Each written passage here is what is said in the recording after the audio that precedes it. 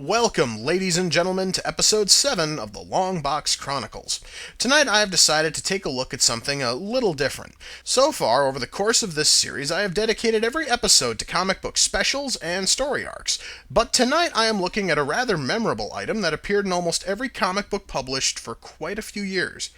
If there's one thing that hasn't changed over the many years since the invention of the comic book, it's that almost every book contains advertisements. And while most of these ads are ultimately forgettable, certain ones have stuck with readers for years.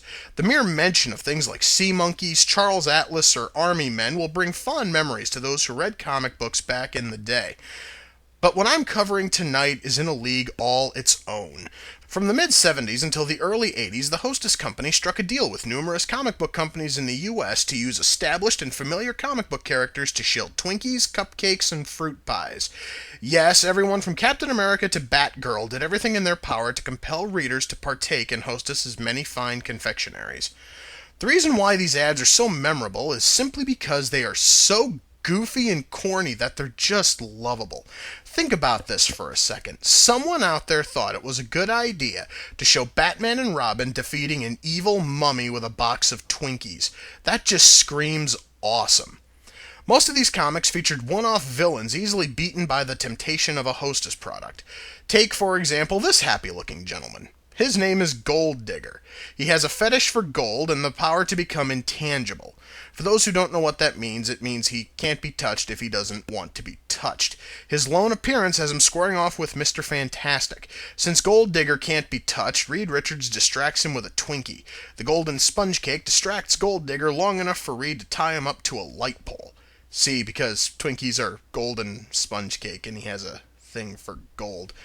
That was sort of a problem with some of these comics. Quite often, gold would be a major plot point, and the heroes would win the day with Twinkies, because they apparently are a good gold substitute.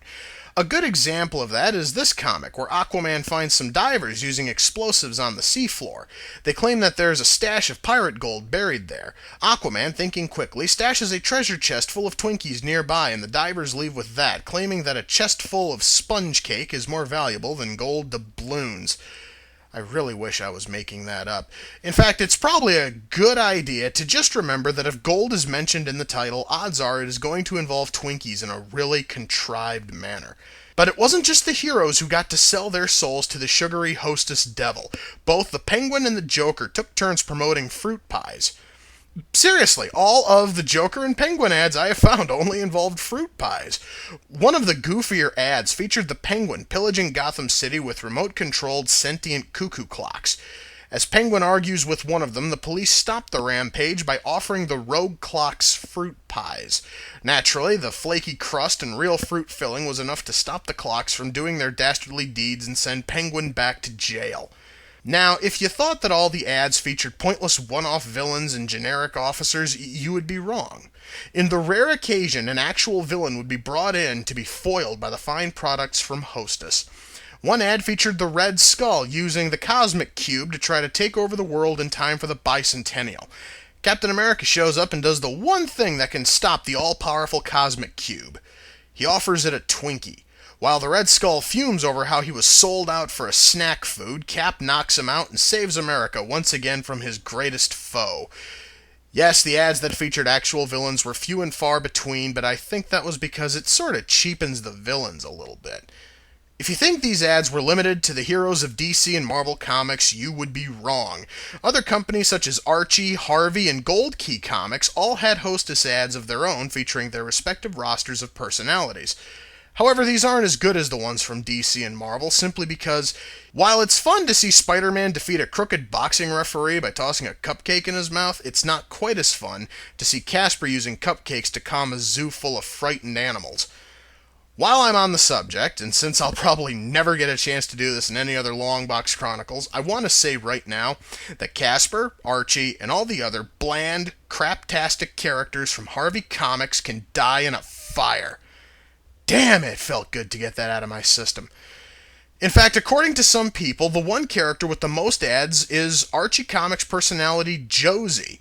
While my research only found a few ads with her, it is estimated that she was in almost 30 of the damned things over the years.